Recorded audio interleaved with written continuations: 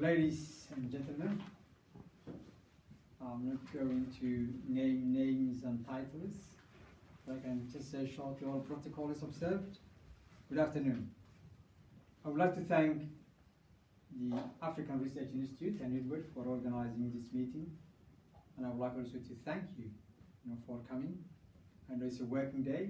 You must have a long day already. So the fact that you have taken the trouble to come here, I think, is appreciated. Thank you very much. I'm going to spend most of the time on 4 items. One is history of Somaliland, and the second is political development, and third is social and economic development, and the fourth is cognition. I will leave to the end the concessions and the leases and the drought. To start with the history, I'm quite sure many of you already know about the history of Somaliland, and pardon me if I have to repeat things that we have already heard from me or from others, but there we go. We always have the feeling that Somaliland is not as well known as we think it is. So we would like to make sure that everybody understands where we are coming from. So I would like to start with the history of Somaliland. The Somaliland was established as a British protectorate in 1887. The British came earlier in 1884, and they started signing agreements with the tribal elders, mostly along the coast. But I think it was in 1887 when officially Somaliland became a protectorate. Now Somaliland has boundaries with Djibouti, which was French Somaliland then, and Ethiopia, and Somalia, which was Italian Somalia then. And these boundaries were established by protocols and agreements between Britain and Italy, and France and Ethiopia from 1888 to 1897. Somaliland was granted independence on 26 June 1960 after 70 years as a protectorate of Britain. On those 70 years, Somaliland was on the map. You can go to all the maps and you will see a country called Somaliland, British protectorate. Now Somaliland was the 17th state, African state, that got independence. We got the same day as Madagascar to become an independent state. When we became independent, in fact, we received congratulatory messages from 35 states around the world, including the Security Council. And we established a state called the State of Somaliland after independence. And that state had a prime minister and a cabinet and a legislature council. Soon after the granting of independence, the United Kingdom entered into a number of agreements with Somaliland.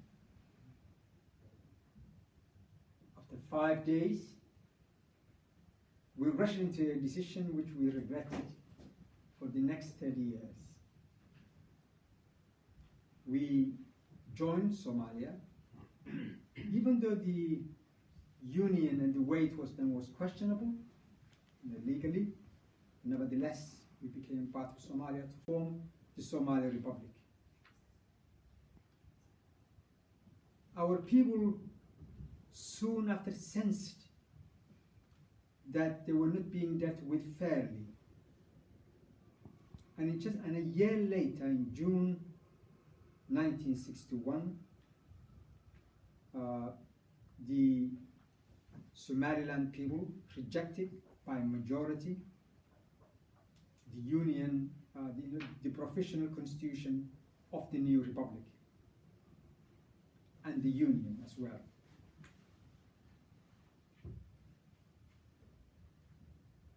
Now, that referendum has been boycotted, in fact, by the majority of the political parties. But those who bothered to vote, and there were about 100,000, more or less, casted their vote against the professional constitution. In the same year, in December 1961, a group of Somaliland military officers staged a coup again to reclaim the independence of Somaliland, and that's just after a year and a half, because they felt that the way they were being treated was not right, and their expectations was very much different what the reality became after the Union. Then in 1969, in October 1969, there was a military coup led by a general called Berbera, which toppled the democratically elected government of the time. The military junta that overthrew the democratic government in 1969 stayed on until 1991, for a long time. Now, during the reign of the military junta, the Somaliland people felt a lot of pressure from the government.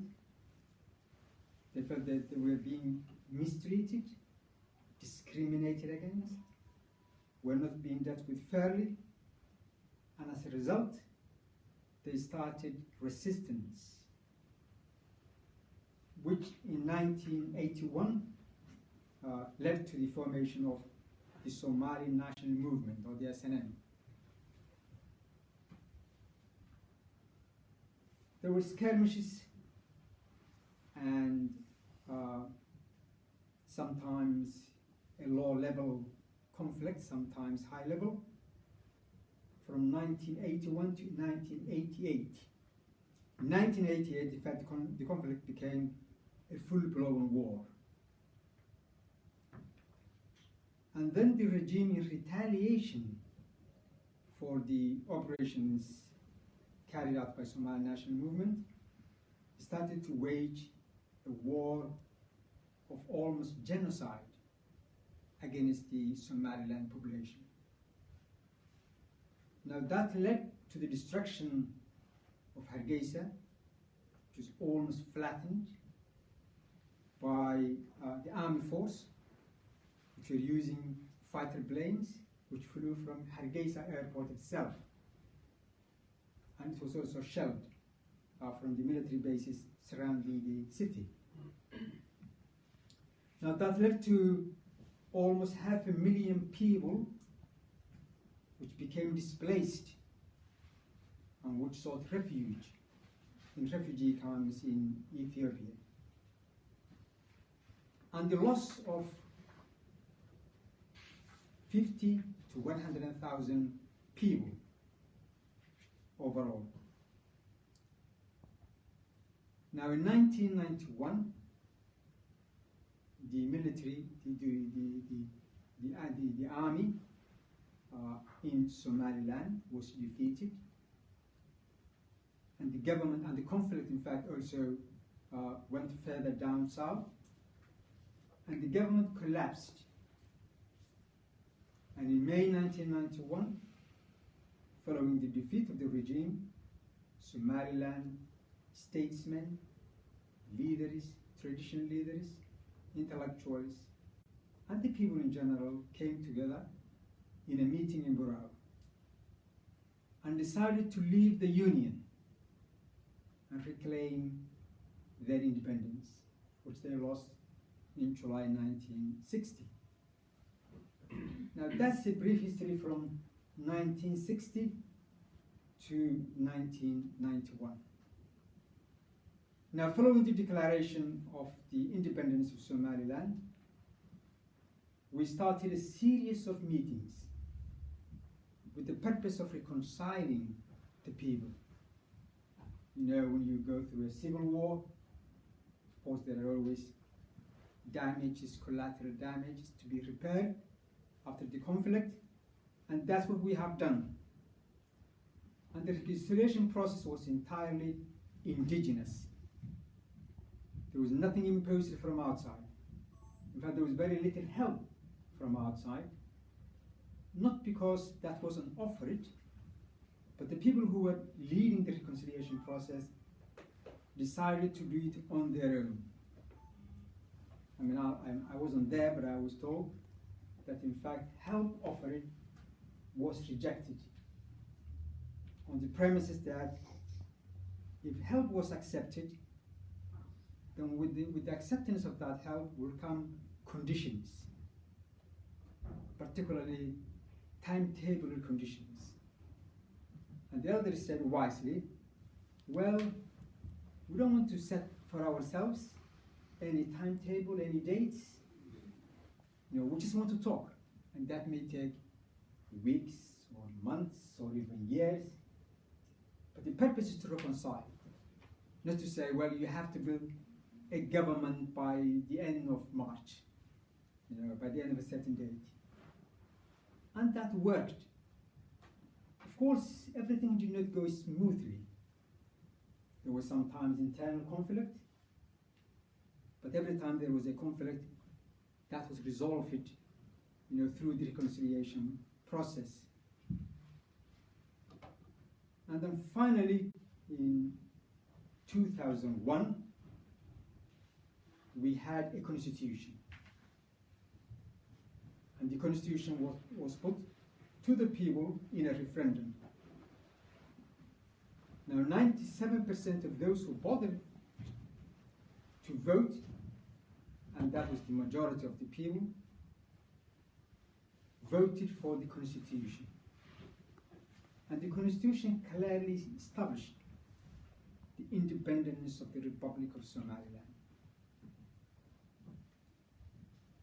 And that's the history.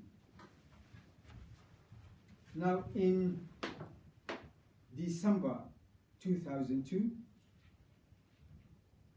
about a year after the approval of the constitution, we had the first municipal election. And then a year later, in 2003, we held the first presidential election.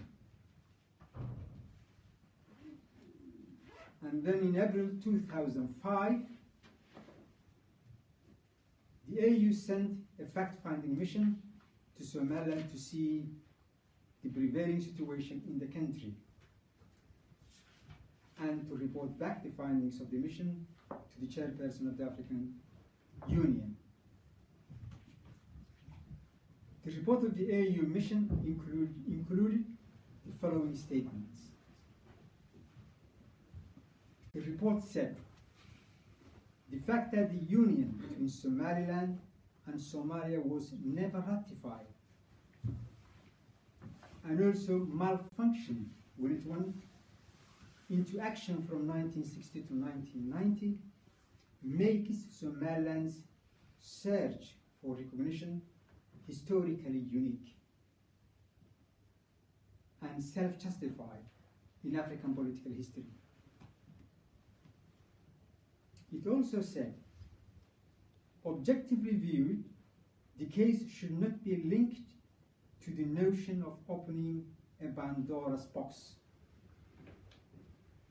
As such, the AU should find a special method of dealing with this outstanding case. Another statement in the report said, whilst it remains a primary responsibility of the authorities and people of Somaliland to deploy efforts to acquire political recognition from the international community, the AU should be disposed to judge the case of Somaliland from an objective historical viewpoint and a moral angle vis-à-vis the aspirations of the people. So these were the findings of the AU mission to Somaliland. I think which very much supports the position taken by the people of Somaliland. Now, in the democratic journey, in September 2005, we elected the first parliamentary, we had the first parliamentary election. And then in June 2010, the second presidential election was held. And finally, in February 2012, before the second municipal election, in February 2012, Parliament approved a motion which allowed the government to engage in a dialogue with Somalia, trying to go chronologically. And then in November 2012, the second municipal election was held.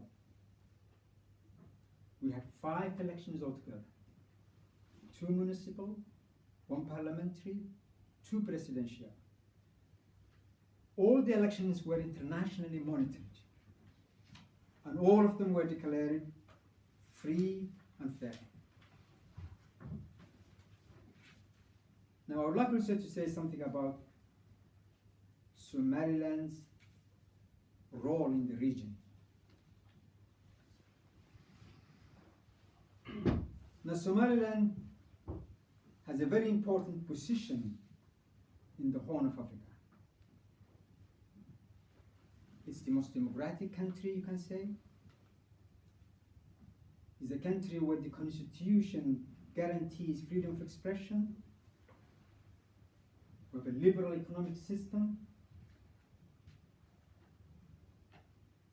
We have achieved reconciliation through our own process. We established good relations with all the neighbors. And we had peace and security in a very troubled region. And I think we have been a role model in democracy, reconciliation, in stability, in security, and in economic progress as well. I think we have been a positive influence in the region. Now, Somaliland did not make progress, and exemplary progress, in the political arena alone. We also made, I think, remarkable achievement in socio-economic areas as well. Now, as I said earlier, the city of Hargeisa was reduced to rubble in 1988. Today, Hargeisa is a thriving metropolis with almost 1 million population and growing. And we reconstructed it ourselves. There was no Marshall Plan. We did it ourselves. In education, in 1991, there were hardly any schools in the country left. What was there before was destroyed. There were few lessons organized under trees, with children either sitting on the floor or in tents. Now, according to the Ministry of Planning, in 2015, a year ago, we had 1,200 primary and secondary schools with an enrollment of 290,000. And we had more than 30 universities registered with the Ministry of Education with an enrollment of over 30,000 students. In healthcare, also in 1991, there were hardly any functioning health institutions. But again, in 2015, we had a total of 230 healthcare facilities, including 16 public hospitals, 15 private hospitals, 101 mother and child care centers, and 184 health posts. I think that's a remarkable achievement. Of course, we were able to do that with the help of the international community. And David has been on the forefront, MSA. With regard to water, we have a lot of problems with water still. But I think we have also achieved we made a remarkable progress in this area as well. Again, in 2015, we had about 2,500 shallow wells, 174 boreholes, and 81 earth dams. I think that's quite remarkable as well. Now, with regard to the recognition of Somaliland, as you all know, is not yet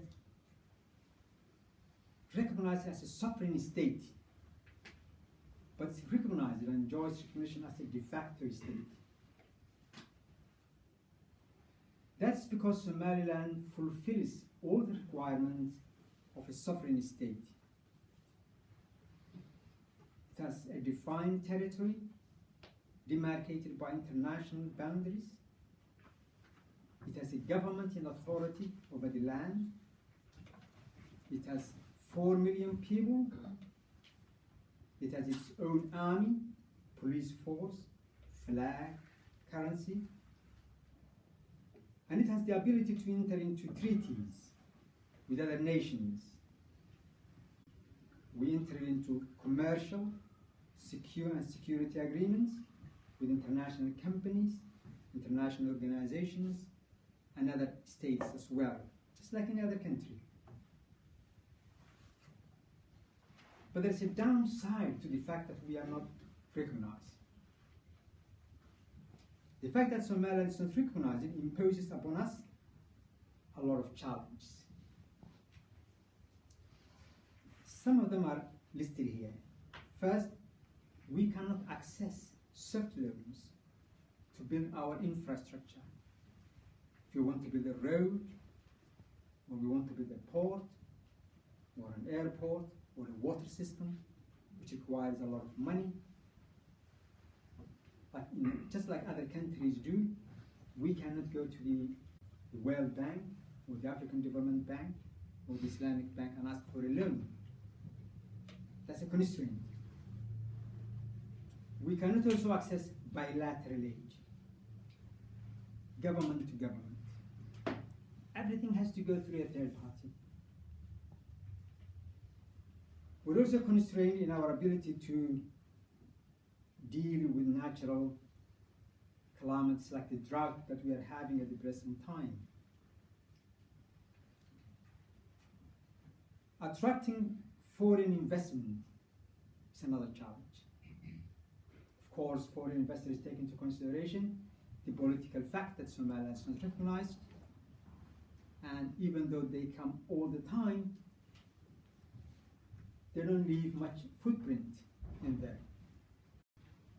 They see the opportunities, but the fact that we are not recognized is a major obstacle in translating that interest into reality in the ground. Our ability to travel is also limited. The fact that we have a passport which is not in the system, as they say, also it's a challenge. Of course, we still travel on our passport. I had a conversation with a friend who recently returned from Beirut, and he said he traveled on Somali passport to, I think he said, 28 countries around the world. So we do manage, but it's not easy. And finally, our participation and contribution to international forums is limited, even though the outcome of these forums affect us. So we cannot participate in the decisions that affect us. That's also another major problem with not being fully recognized. Now, we believe that Somaliland and the region and the world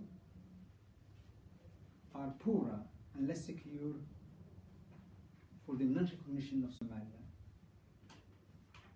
I don't think there is anyone benefiting from the fact that Somaliland is not recognized. But I think everybody is losing something from the fact that Somaliland is not recognized.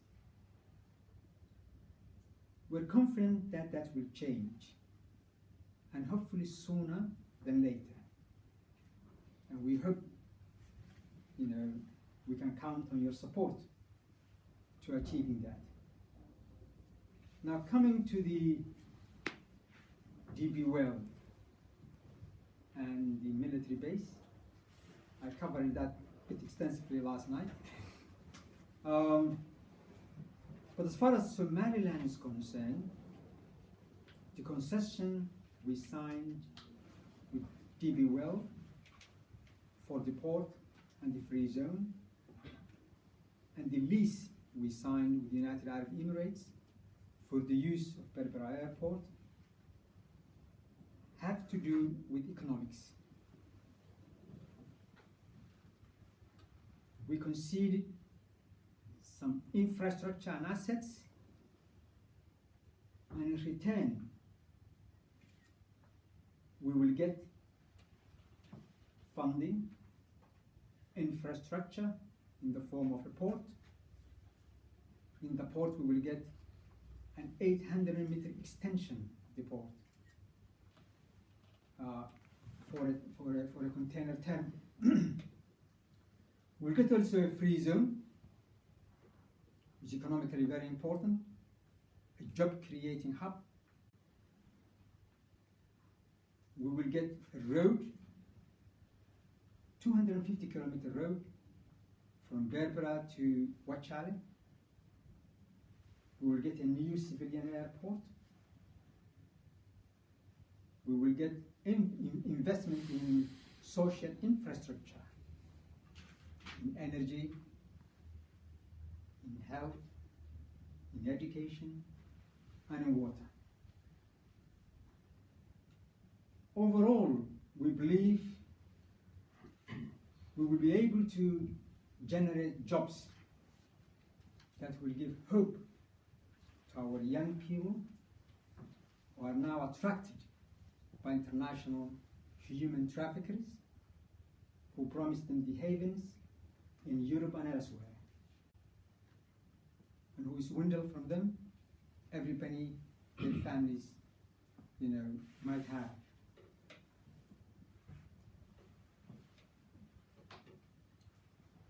People talk about risks, particularly with the military base. What are the risks?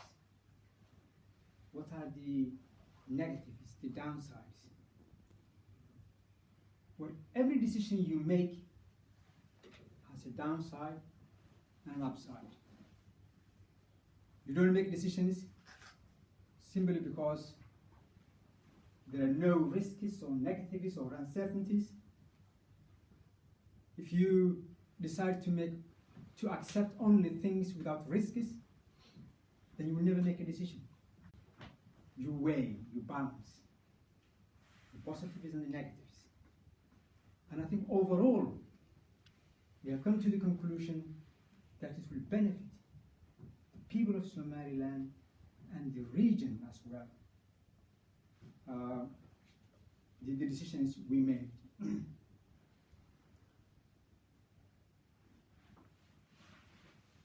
As far as the region is concerned, we have consulted our neighbors, our friends as well, and we have always taken what happens in the region, and we have been assured that our neighbors have nothing to worry about. We wouldn't take any action or anything that will endanger the security of our neighbors, because if our neighbors become unstable, we will be affected. If anything happens to Ethiopia, God forbid, we will be the first that will be affected. So we wouldn't do anything that will negatively impact the region or our neighbors. Now, just to say a few things about the drought. I'm quite sure you all follow that there's a severe drought in the East African region. Somaliland, in Somalia, in Kenya, in Ethiopia, in South Sudan as well. But the drought has particularly affected Somaliland and Somalia as well. We're in a unique position in the fact that we are not a recognized state. We lost, I think, about 2/3 of our livestock, and you have to understand that our economy is a pastoral economy that depends on livestock. And the fact that we lost 2/3 of our stock or our assets, I think, tells you how severe and how bad the drought is. But nevertheless, our people, the diaspora, the people in the country, business people and the government, we all joined hands, and I think we have done a remarkable job in dealing with the drought. Of course, the international community was also very much supportive and gave us a hand. But I think the fact that we have been able to deal with the drought, which started back in October, and now we're in the middle of February, I think shows, how strong Somaliland is. The drought is nothing new to Somaliland. We always had droughts, but in the past, the cycle was longer. We used to have a drought once every 10 years, later every maybe 5 years. Nowadays, we have a drought every 2 years. And we will have another drought. And what makes matters worse also is the climate change. Now we have population pressure from human beings, we have population pressure from livestock, we have a climate change, and all these add up to frequent droughts.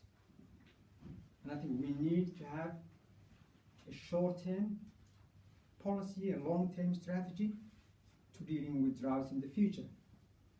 We will do our best, but we can't do it all. And we need the support of the international community to address this issue. Thank you very much.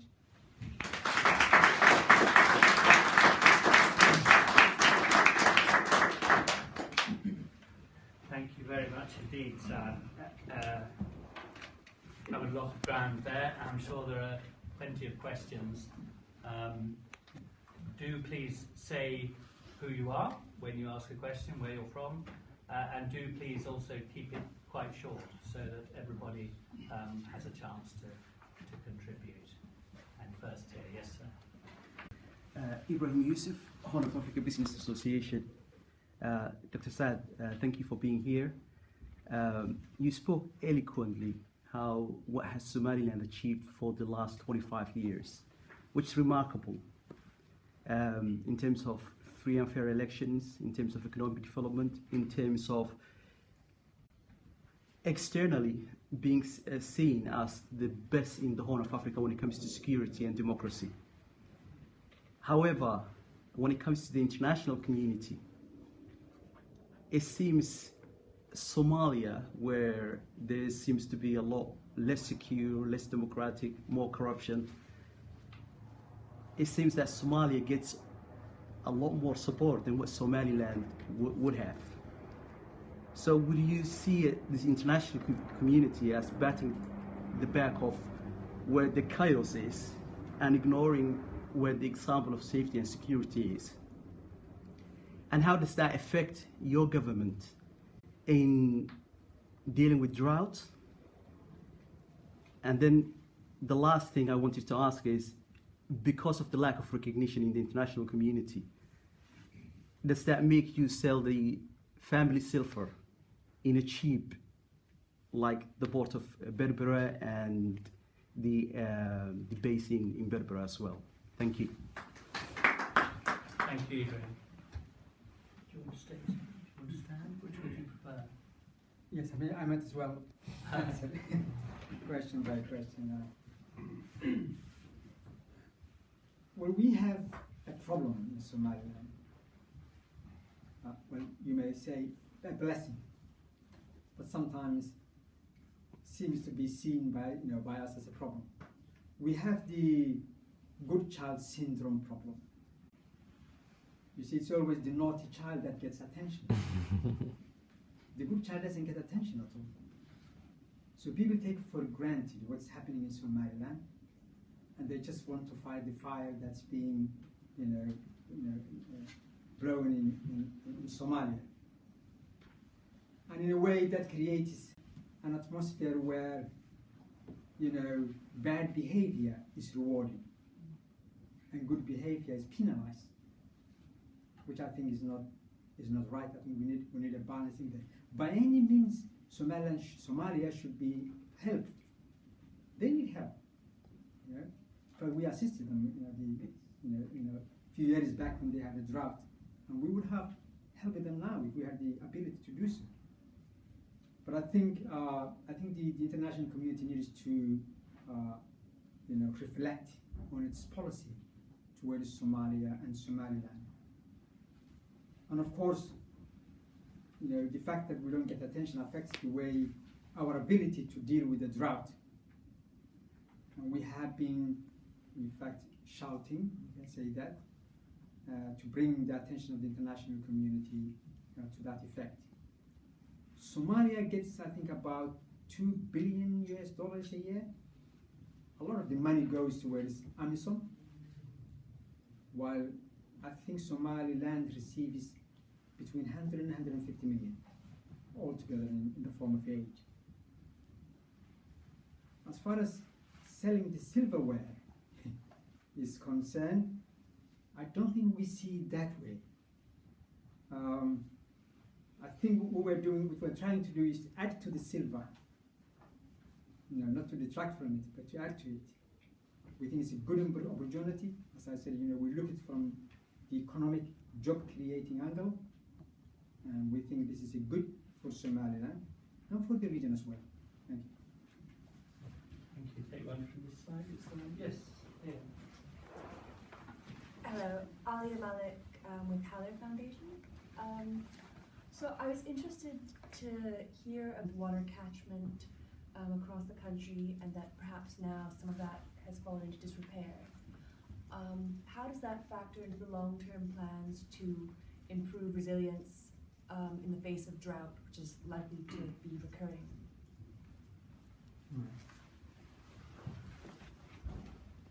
I think one of the biggest problems we have in Somaliland has to do with water.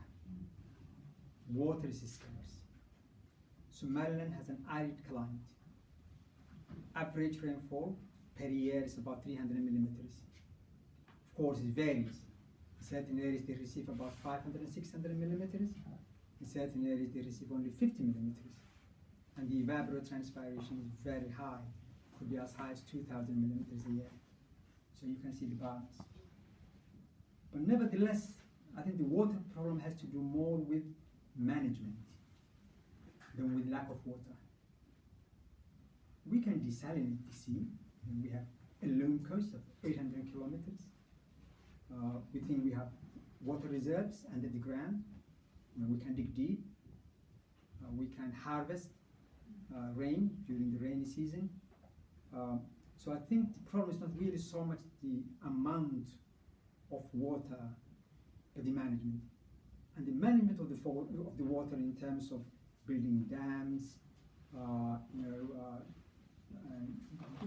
digging boreholes, and things of that sort needs a lot of capital. And that's what we don't have at the present time. We're trying to do what we can.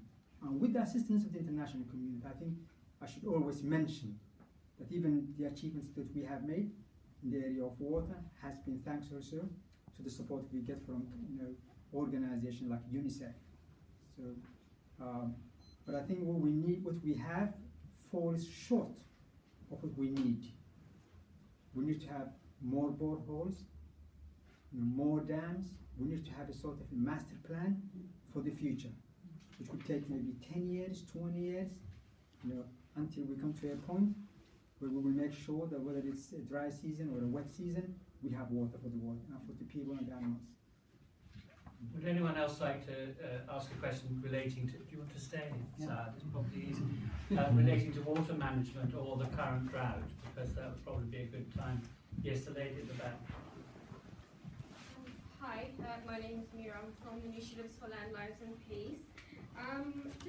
In relation to what you've just been saying, I'm wondering if you might expand a little bit more on what you've just said as to where the environmental policies currently are and where you see opportunities to develop Somaliland's environmental policies in order to implement and deliver these water management and, may I add, soil management or land management practices in country, please. Yes. Environment is very important to us. We live of nature. There's nothing in between our livelihoods and nature. We're a pastoralist society, which means we depend on livestock for our livelihoods. Livestock depends on pasture and water. And pasture and water are part of the environment. And in the past 50 years ago, let's say, when the population was much smaller and the livestock was also much smaller, the nomadic way of life, I think probably was the ideal way of living in that sort of environment without degrading it. But with the growth of the population, of the people and the livestock, and the climate change, the land became degraded. And I think it's at this point where we need human intervention to actively protect the environment. Not only to protect it now, but to regenerate it. And there I think we need a long-term environmental policy, land policy use, and also a water resource development policy. We're working on that.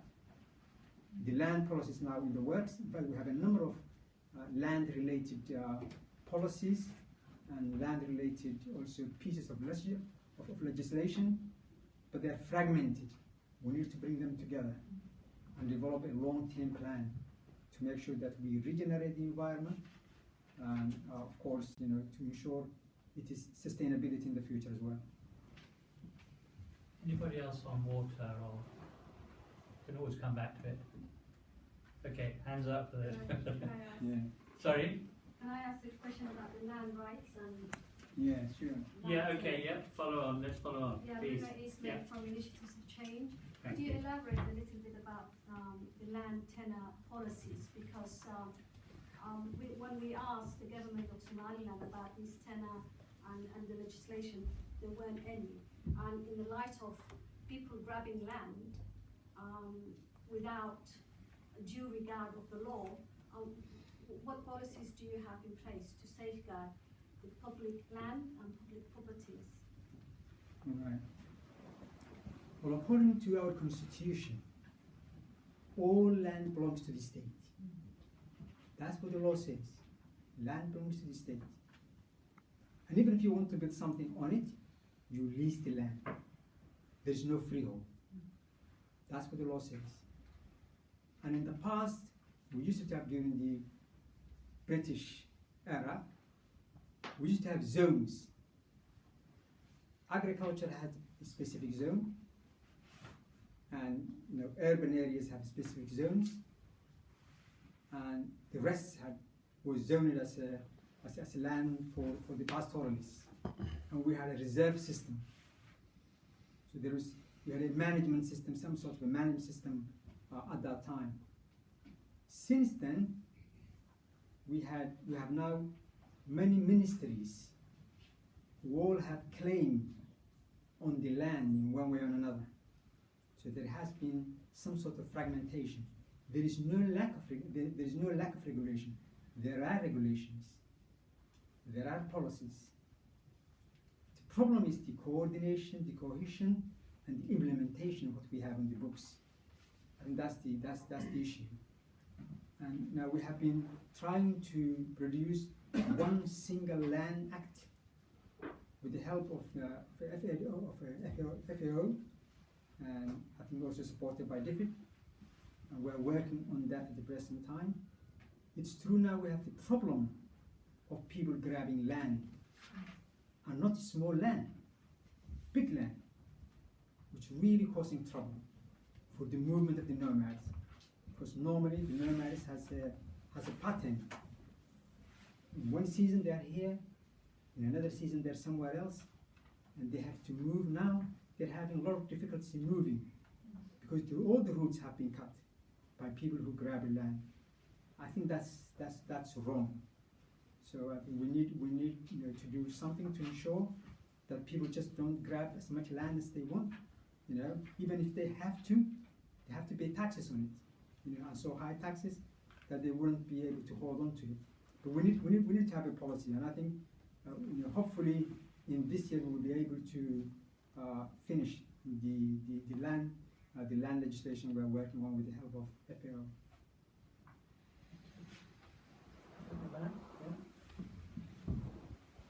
Hi, Conrad Heiner. I'm a freelance journalist who's written about Somaliland occasionally.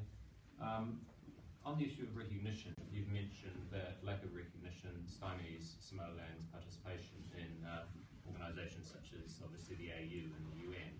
I've heard in the past mentioned Somaliland may seek some kind of associate membership or observer membership of the Commonwealth, which would seem appropriate since we're talking about a former British protectorate here. I was wondering if that is still a thing, if that is something you're actively seeking.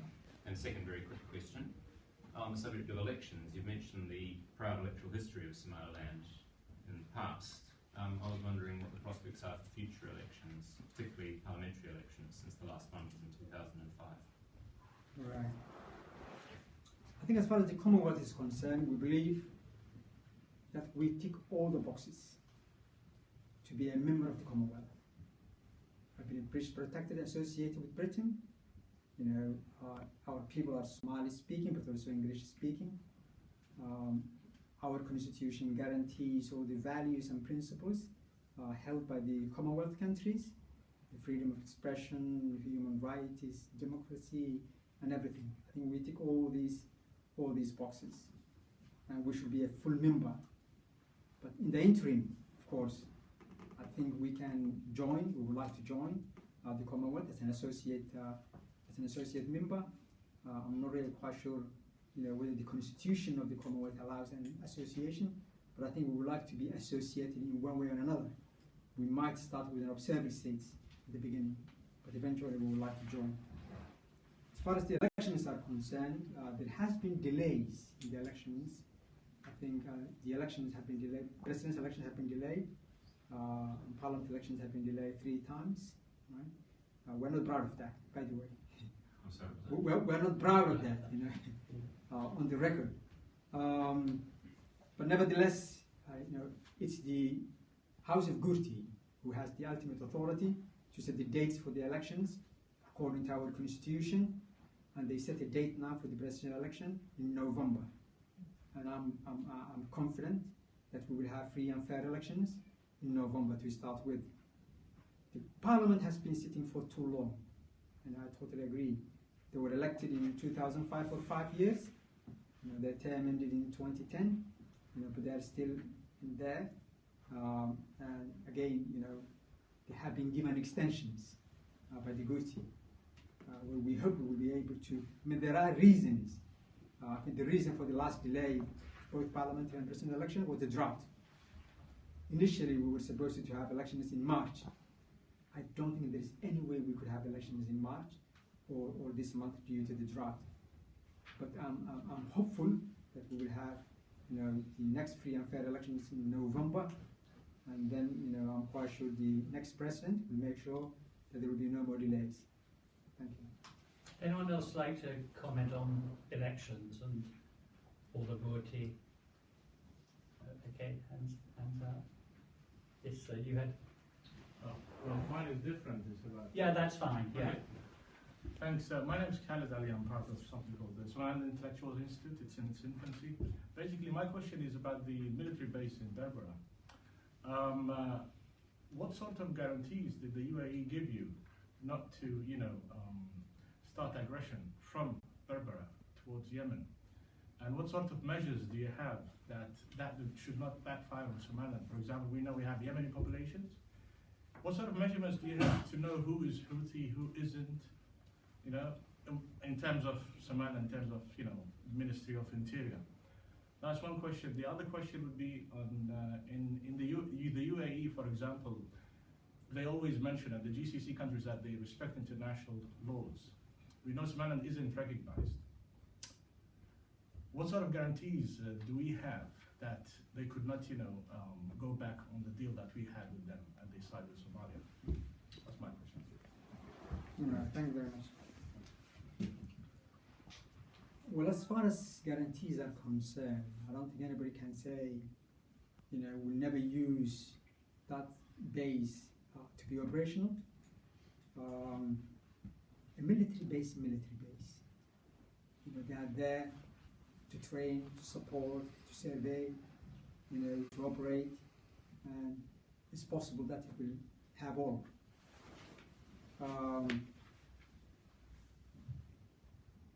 But Somaliland is not the only base which United Arab Emirates have in the region. They have a base in Assab, in Eritrea. And as far as I am aware of, there hasn't been any negative repercussions of whatever they do or operations they carry out from that base. And I hope there won't be none. And personally, I hope that the problems of Yemen will be resolved peacefully.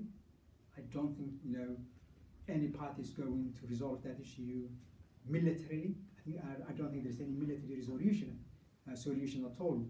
The Houthis are Yemenis at the end of the day. They haven't come from Iran or from somewhere else, you know. And the community in Yemen, you know, Sunnis, Shiites, Houthis, non-Houthis, whatever, they will have to come together and, solve their problems. So I hope there will be no negative impact. And taking cue from what happened in Djibouti. In Djibouti, they have seven military bases. The Americans, the French, the Chinese now, the Japanese, the Germans. Yeah? There's so many bases in Djibouti, and the American bases are operational.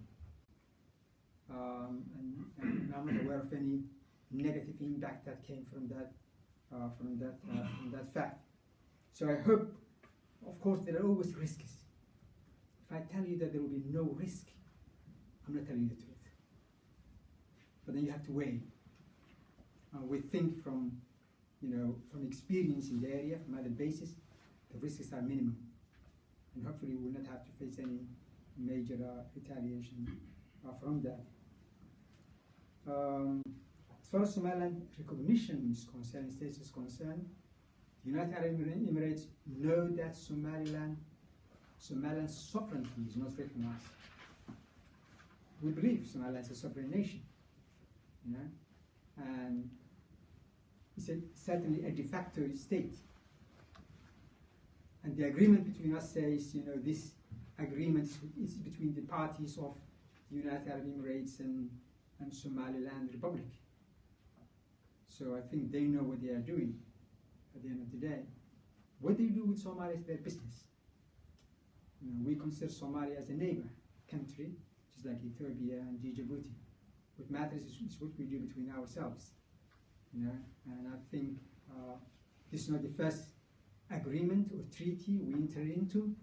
We enter with other states as well, so it's clearly nothing new. Just recollects the states of Somalia. Anybody else on UAE military base? Yes, sir.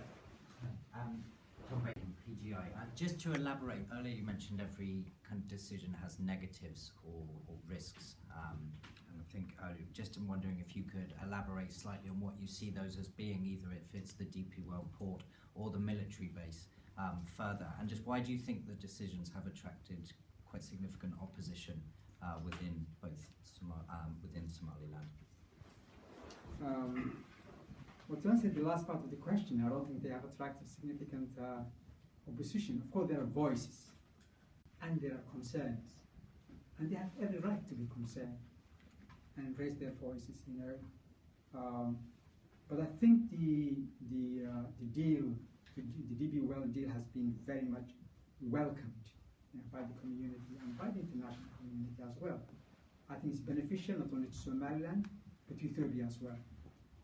The port will be able to handle some of the imports and the exports, cargo from Ethiopia and to Ethiopia as well.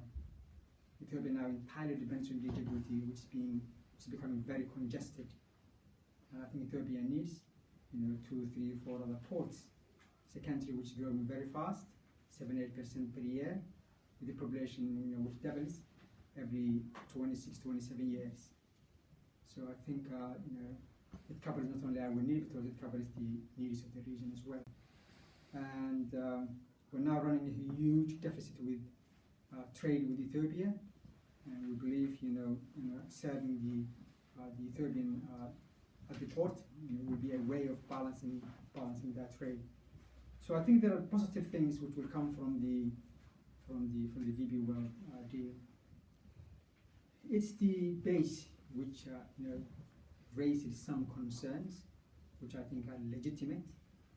But I think when we have taken into consideration all these uncertainties and risks and benefits, on balance, we think that it's beneficial for the Somaliland people and for the region as well in terms of security. Thank you. Anyone else on that, on DP World? Or yes, madam. Hi, Eliza Richardson, PGI. I was just wondering about any future prospects for the government in Mogadishu to attempt to disrupt the deal.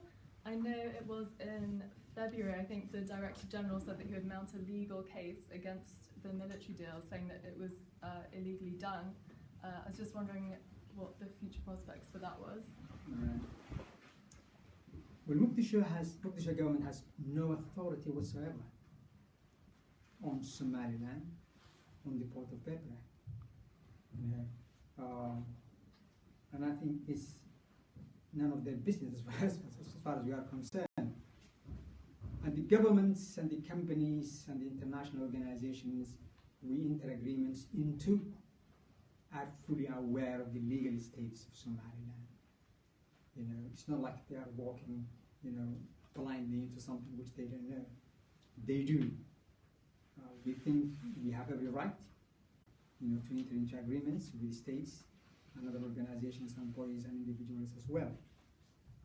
As far as Somalia is concerned, we have an issue. And as I said, our parliament, allowed or approved for the government to have a dialogue with Somalia. We started that here in June 2012, and since then we had 8 meetings. Unfortunately, not much came out of them, but we're still ready to resolve our issues around the table.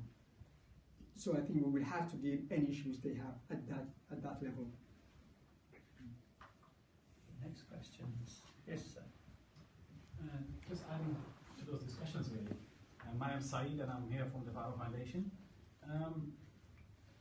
The DP World Agreement and the military, is it tagged to each other, or they were separate deals? That's number one. And number two, because we're saying recognition since 1991, why don't we make it part of a deal? If you're interested in my country or my region, then why don't I put that to it? Recognize you as a country by yourself. Right. But the answer to the first question is no. They're entirely separate deals, have nothing to do with each other. As far as the conditionality is concerned, we ask everybody to recognize us. You can be sure when the Emirates came and said, they want the base, we said, we need to be recognized. So that's something we ask people all the time. As far as conditionality is concerned, of course you will have to weigh things.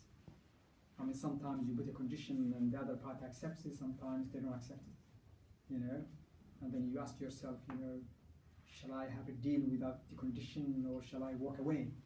I think we made a decision to go ahead. Just to add, so yes, so if they're separate, I know DP World is an investment company, it's going to bring investment, development, work, etc., etc., etc. Then there comes in, what does a military base brings to me? And if you said we look at the region, as you said, Assad is one, the Emiratis, and then we have the French, the American, the Japanese, the Chinese, etc. in Djibouti. What investment have they done? What can you see? If you tell me they build a school, they build a road, etc., nothing is there. Well, as far as, let me start with Somaliland first, and what are we getting from the base? We get them a base, what do I get instead? Valid question. Well, we get from the United Arab Emirates a road, a 250-kilometer road from Berbera to Shire. That's one thing. That can cost from 100 to 200 million US dollars. We'll get a new airport. That can cost from 30 to 50 million US dollars. We will get, infrastructure, investment in infrastructure, in social infrastructure, like education, health, water, and energy as well. That's not still defined, but that will be defined in the future. We get access to the United Arab Emirates labor market, and one of the major problems we are facing is youth unemployment, which is about 75%. That's one of the main challenges we have at the present time. How can we create hope and employment for our young people? And we think this addresses partially, this issue. So that's what we get on the balance, on the other side of the equation. And we think is a good thing. Okay. Yes, yeah, thank you so much. I'm Khadar Ahmed. I'm coming from Action Aid UK. I have got two questions, but I'm going to be very precise. First question is, if you look at Human Rights Center quarterly report between 2016 December to March 2017, on the situation of media in Somaliland, there were 11 detentions that was made in that period of time, which is only 3 months, which is the highest ever recorded in Somaliland. What is your understanding, or maybe what's your point on behalf of Somalian government towards that? The second question is, I was in the high school back in Somaliland, second year in my high school, when this current parliament came on board. Since then they are still in office, and they are expected to continue longer till late 2018. And the international community, including the UK government, which has been supporting Somaliland quite long, is very concerned when you look at the reports and the communique that was coming from them. And what have you done to ensure that the UK government is fully convinced about the election delays and other international community and stakeholders and partners? Thank you. Right. I think about the human rights issue and the imprisonment of journalists.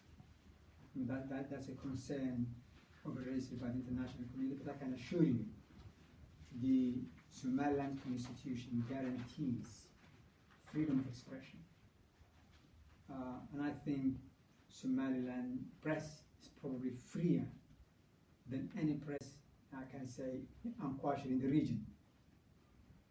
We have a very vibrant media in Somaliland. I think we have more than a dozen newspapers. There's no censorship. They can write whatever they want. Sometimes they cross the line. Of course, all media has a code of conduct around the world. The person has a right, but also other people have rights. So every right ends somewhere. There is no absolute right. And sometimes, people cross the line all around the world, the journalists, and their cases are dealt with properly according to the laws. I don't have cannot tell you case by case what happened, but all that I can tell you is that it's very important that that the media people and the journalists are dealt with fairly and according to the law. There might be cases where you can make a case against that. I cannot really tell you, but it's a matter of principle as government, as a nation, as a country, we are committed to the freedom of expression in the country according to the constitution. And we think, even when people cross the line, they should be dealt with fairly and according to the law. With regard to the parliament, I think everybody is in agreement. Our parliament has stayed for too long. They were elected for a term of 5 years. Now they have been there for 13 years. From 2005 and they will be there until 2018. That's too long. Now there were reasons given as to why elections of parliament has been delayed. One of the main reasons is the allocation of the members of parliament from the regions. There has been an issue in 2005. The people accepted the existing formula on the condition that before the next election comes, there will be change in the allocation formula. Now that has never been addressed, and that's still an outstanding issue, which we need to address as soon as possible before we go to the next, to the next polls, before we elect the next parliament. So there has been some reasons, political reasons to do with it. Of course, the last delay came from the drought, factors related to the drought. But I totally agree. I'm totally in agreement with you. Parliament has stayed for too long, and we need to hold elections on time. Democracy is not just about elections; it's also timely elections. So I think that's we're in agreement with that. Yes, sir. It's Mohammed from Nomad Product Solutions. First of all, thank you very much for your talk today. What I'd like to know, because now we're going to have an election here in the UK, what is Somaliland's plan? Because now we have a deal with the UAE. It should hopefully open doors to other sovereign states. What is Somaliland's plan to talk to the new government come June? To Britain? Yes. Yes. That's the main. Well, Britain has been always a friend of Somaliland. I think there's a special relationship between Somaliland and Britain, historical one. Right. We have been always in talks with the British government. Of course, now I know that they're upset. The government in general is upset about the delays, and we understand that. And I think as soon as we have an election ourselves, that will follow the elections here, we'll talk again. They have been always supportive, I think, in every area. In the Democratic Front, we wouldn't have been able to hold all these elections without the support of Britain and other friends in Europe. Yes? Hi, I've got two questions. My name is Ahmed Abdurrahman. My first question is related to youth and unemployment. As you're aware, we have mass emigration of youth leaving our country to seek further opportunities elsewhere, mainly Europe. What is our government, what measures do our government take to stop this immigration, stop these youth leaving the country, and to try and encourage them to stay in the country and find them employment within the country? Aside from the deal that you've made with the UAE, are there any other opportunities which encourages youth not to leave the country and to invest in their country and to stay in their country? All right. Well, youth migration is not a phenomenon isolated to Somaliland. It's a universal, it's a global problem at the present time. And a lot of young people from Somaliland do leave the country at the present time. We are not happy with that. We would like to see all our young people stay. The reason why young people migrate is because they think they can achieve their aspirations elsewhere. They think they can get a job, they can get a better education, and that's what attracts, that's what pulls them. Of course, what pushes them is lack of opportunities in the country. And the way to deal with that, I think, is to create employment opportunities inside the country. And we can do that by attracting investment. It's investment that creates jobs. And I think lack of recognition is a major obstacle to that. So, we hope, our partners and friends from Europe and elsewhere will see it that way and will help us, keep our young people by creating opportunities inside the country by recognizing us. So I think the key thing is employment opportunities. Sometimes also I think we need also to improve our education system. Our education system is very much academic. There's a small number of technical schools in the country, and when someone graduates from secondary school or even from university with a social degree, economics or accounting or something of that sort, there's very little opportunity for them to employ what they have learned in school or in university. They need practical skills. So I think we need also to revisit our educational system. So by skilling them and investing in the country, giving them opportunity, I think is the way to go to deal with this problem. And I just wanted to add to that one last question. Sorry. So what with regards to the government, what I know we've been actively trying to gain recognition for the last 20 odd years.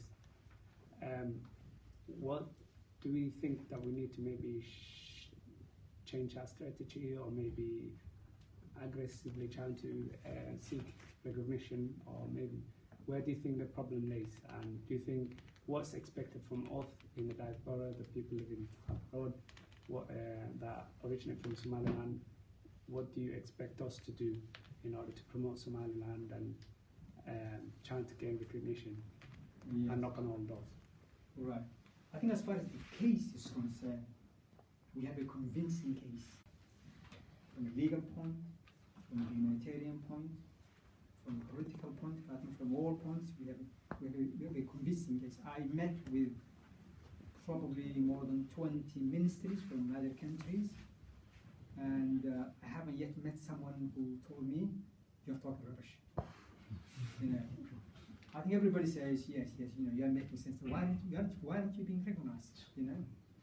So I think we have a case, but I think we need to work harder on our case, and I think probably be more strategic, And we meet with many countries that will say, well, we won't be the first, but if you get the first, we'll be the second, we'll be the third, and things of that sort. So we need to work very hard to get that first. And that's a task for us, not only for us, but also for the diaspora. Thank you. Sorry, a question from myself, Lenciano, and Niles Wickstead, who's particularly interested in Ethiopia for you.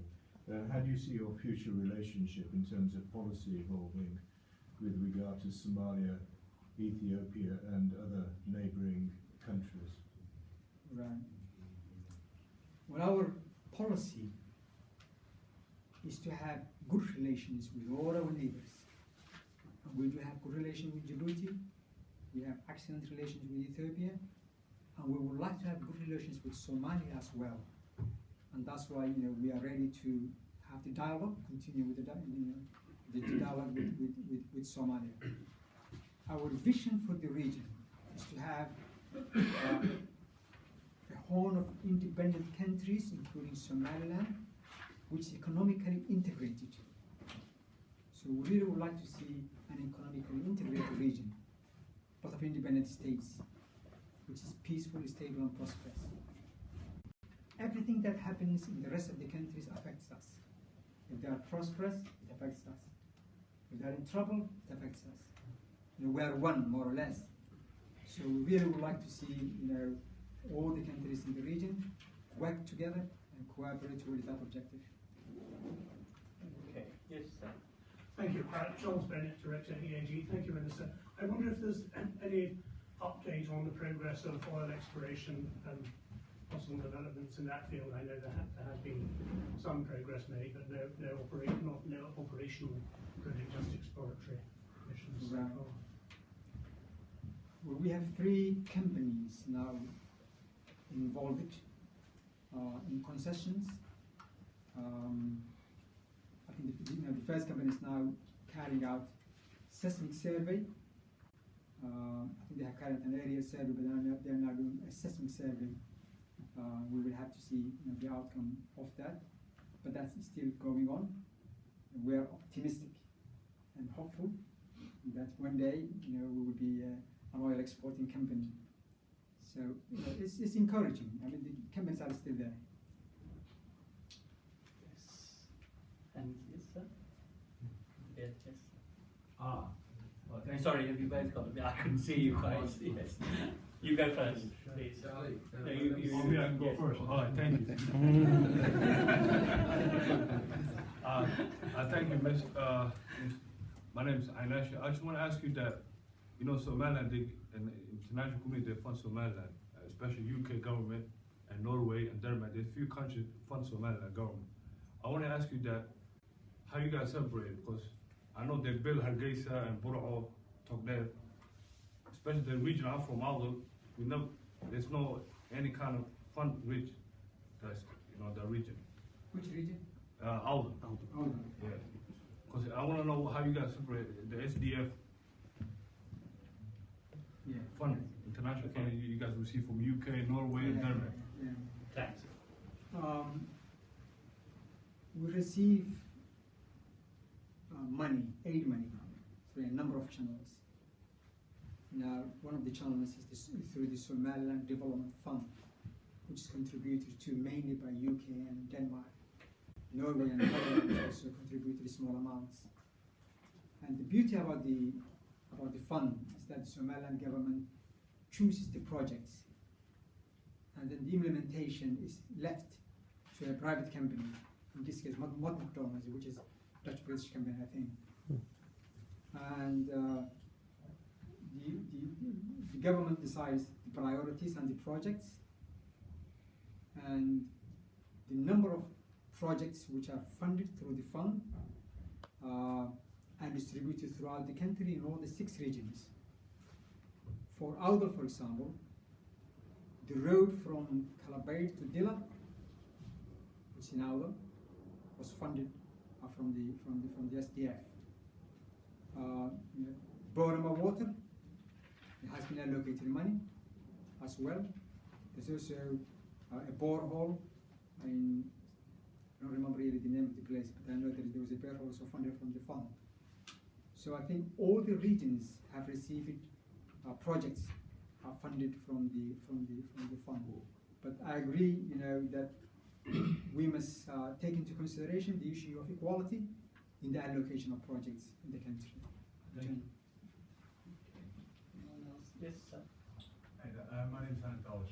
You mentioned how freedom of expression is a right that's granted under the Constitution. But in the run-up to the granting of the lease for the military deal, the Minister of Information sort of made a statement warning media houses and journalists not to broadcast any discussions with regards to the deal. Similarly, the Minister for State for Security published a sort of a statement to the different hotels in Somaliland, saying that meetings where the military deal issue was being discussed could not be held. So was there a reason why the government was trying to silence opposition in that instance? I think there's never a reason why voices should be silenced, whether they come from the opposition or from the media or from friends either. But of course, when you are negotiating deals in different states, the quality and the quantity of the information you share with the public varies. If you are in sensitive points, then you don't want these issues to be discussed in public. But the fact that Somaliland has been negotiating with the Emirates on a base has not been a secret at all. I think it's in the public domain, has been always in the public domain, and of course, the details of the concession or the agreement, are confidential. I mean, you don't see anywhere. I mean, the British government enters into treaties and agreements all the time, and you don't read them in the Daily Mail, or in the Guardian, the terms of these deals. There are things that are confidential. But the fact that yes, there is a deal which is being negotiated or a deal that has been reached, that's in the public domain. I should not be silenced at all. Oh, could you hang on a minute? Sure. Yes. Yeah. Yes. Yeah. My name is Abdul Wasaq Abdullahi. I'm from Somaliland originally, and also particularly I'm from other region. Sorry, it's quite hard to hear. So I'm from from Boroma, the western city of Somaliland. I'm always confused about the Somaliland history. It's not shared all the time, but at the time when the civil war broke out in Somalia, there was a SNM movement fighting fighting against the Siad Barre government, and we, people from the Awdal, we were supporting at that time the regime of Mohammed Siad Barre. And when Mohammed Siad Barre government collapsed, the elders from both sides, they come together and they form what's called now a Somaliland. But I don't know what's wrong with the Somaliland officials. All the time when they go outside, the international community, they told SNM all the time. But also SNM doesn't represent the people who live in the northern part of Somaliland. The people who live in Las Anod, they are not part of SNM movement, and the people where I'm from, Boroma, we are not part of SNM. So to be partial and to be to represent the people from all the Somali regions, why they don't always tell the truth about the formation of what's called Somaliland and leave what's called SNM. SNM, they did a genocide in the other region in 1991. Nearly they killed nearly 600 people in the other region. And if you all the time repeat and all the time tell us SNM, they did this thing and they are freedom fighters for how the Somaliland will be progressed. Right. A historical question. Yes, historical question, yes. Well, I agree. Not everybody supported the Somali national movement. I mean, that's the truth. But the Somali national movement was part of the history of Somaliland. The fact that we were a British protectorate is part of our history. We cannot deny it. The fact that we were part of Somalia is part of our history. We cannot deny it. So I think we cannot bury some of our history. Of course, we should not, we should have to be fair to all parties in our history and tell everybody's role and position in our history. But SNM was part of our history. We cannot escape that. But I think also everybody, I mentioned, and I think everybody mentions the role the Berbera community played in the reconciliation process, because they were really the leading community in the reconciliation process following 1991 in Borough, in Shire, in Berbera, and since then. So I think that's credited to them and mentioned as well, and should be mentioned, and has been part and parcel of Somaliland since, political structure, as you know. But if there's any impartiality, if you sense, you let us know. Also, we got the same. I think, hang on. I think you made the point. I would also like to say, this is always contentious. I'm a historian. History making is always a contentious and ongoing process, and that's true of all your neighbouring countries as well. And there is a very important role if people feel that government is creating a history of their own, or sections of government. There is a very important role that has to be taken up by civilians, by voters, whether they be historians or poets, in the case of Somaliland, or whatever. That's the first thing I'd like to say. The second thing is that certainly as far as, and I don't wish to sound defensive, but certainly when we did our research, I think you missed the beginning, but for this publication, which was about the political emergence of the state, it was called After Berbera. And I think that your friends overseas have gone to great lengths in as so far as is possible to understand the importance of all the regions in Somaliland in terms of history making. Sorry to Chairman's right to interject. And the lady behind you. Yeah. Thank you very much for your presentation. My name is Antoinette Salah. I'm an agriculture irrigation consultant, independent consultant. You concluded your presentation saying that we need a long-term strategy to deal with drought. Can you just give us a brief overview of the agricultural potential and what British agricultural expertise and experience can offer to Somaliland? absolutely right. You're asking the right man, as his first degree was in agriculture. Yes.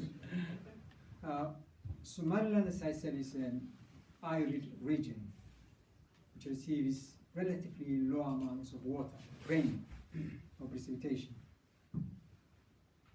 But we reckon that 2 to 3% of the total land is arable and can be cultivated. Translated, that means between 300 and 350,000 hectares. And I think if we cultivate that number of hectares, we should be able to produce our own food. I think more than what we need. So there is the potential. Of course, as I said, in certain areas water is scarce, but again, I think it comes to management. I think if we manage the amount of water which we receive, I think we should be able to produce all the food that we need, so that drought and famine and things of that sort will be something of the past. We can punish, I think, these things in the future. But, excuse me, do you have the potential, in terms of human resources, the manpower, or you need expertise from outside to come? Yes, I think that we is need. important. Yes. And agriculture requires, a lot of hands, a lot of muscles, a lot of activity. Right. I think we need know-how. And we need investment as well, in the form of infrastructure, in the form of equipment as well. We need research extension. We need credit facilities. We need all that to realize that potential.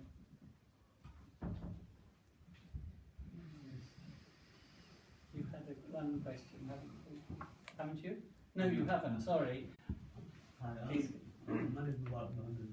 In regard with the Berbera court deal, as well as the base deal, do not think that the government actually failed with their PR campaign and actually educating the public on what the advantages and disadvantages are, as well as there being a lack of scrutiny within Parliament and a lack of public consultation. Right. I think as far as media is concerned and public relations, maybe we have fallen short of what was needed. We tried our best. But I think there's always a scope to improve upon the relationship and the communication between the government and the people, and we should be doing more of that. Now, as far as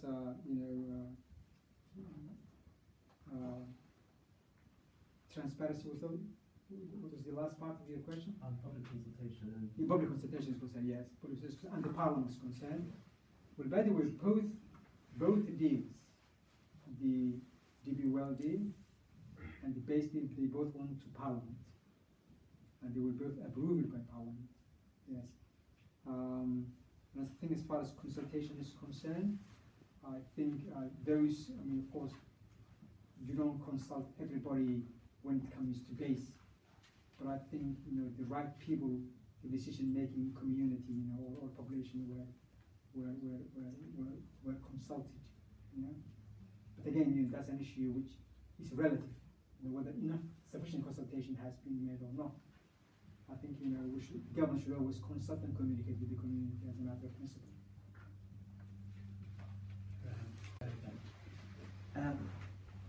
It's coming to the end of the term of your government. I think only a few months left, hopefully, to election. You previously worked as a planning minister, and currently you're heading the diplomacy of Somaliland. As individual, what do you see as your greatest achievement during this term of the administration? And were there any regrets or things that you think you could have done differently? Right. Thank you. I answered this question when I'm writing my biography. I think I made few contributions during my tenure in government from 2010, while I was in the Ministry of Planning. I think when I handed over the reins of the ministry, I mentioned something like 80 things which I added to the ministry during the 5 years I was in there. I think the most prominent was the National Development Plan and the Somaliland National and the SDF, the Somaliland Development Fund. think, and these were two major developments, and the population estimation as well, right? And also we have, for the first time, estimated the GDP of the country. So I think we have done a number of really key projects in the past 5 years while in the Ministry of Planning. Now, while I was in the Ministry of Foreign Affairs, which is now a year and a half, about a year and a half, I think I set for myself a couple of tasks, and the first task was to build the ministry as an institution. You know, and I think I have come a long way when it comes to that. We have produced it to 8 different documents concerning the operational aspects of the ministry and also policies. We have just completed 3 key documents.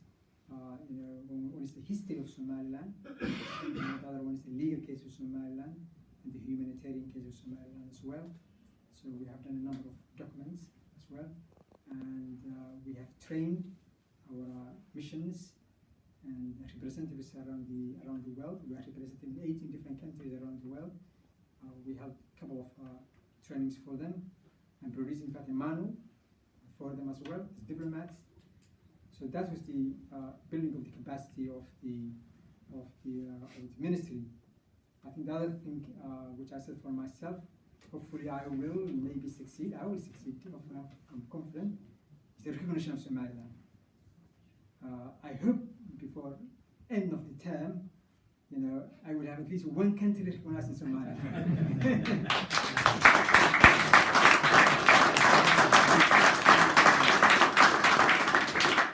Now, there may be a question or two left there, but I just think that's a wonderful place to stop. You didn't say if anyone Minister, would no like, regrets. if anyone would like to approach Sad separately afterwards, that I'm sure is fine. I'd like to thank you all very much indeed for coming. We always feel very lucky here. We have outstanding questions from the floor and comments, and I think actually this afternoon surpassed the norm. I mean, we've got a very informed audience here, and thank you very much for coming. Nick here has been manfully periscoping right the way through, so the periscope will remain live for a couple of months? 48 hours probably. 48 hours, a couple of days. So do please share that with friends and colleagues who were not here. The hashtag is #Somaliland. There will also be a tweet record on that. There will be a summary of the meeting in due course, probably about 10 days' time, so please check the website for that. And also there will be a podcast up almost immediately, probably tomorrow morning. So I know that perhaps particularly for those of you in the diaspora, there are many friends who couldn't come tonight or are not actually in the country at the moment. Do please share it. Because I think you covered an enormous amount of very important ground.